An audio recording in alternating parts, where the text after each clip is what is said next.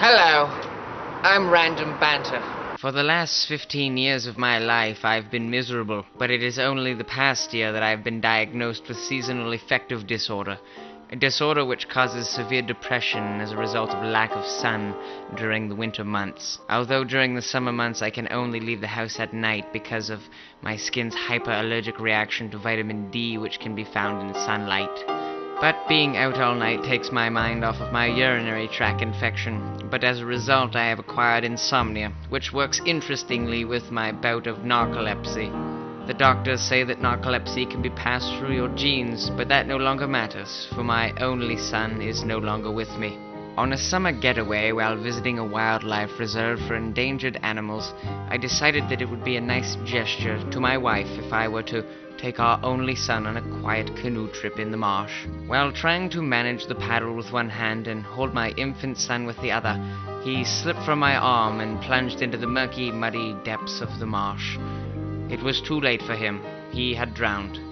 With the motionless body of my infant son in my arms, I rushed back to the log cabin that I had rented for us with the money from my disability pension, only to have the unfortunate experience of bursting in on my wife engaging in a menage a trois with two portly park rangers. Running from the cabin in tears to get to my car, which to my dismay had been impounded, I walked several hours to a payphone to call my mother for a ride.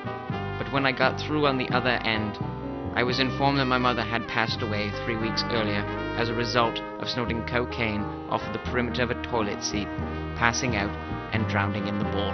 2 months after my mother's funeral, I was diagnosed with prostate cancer.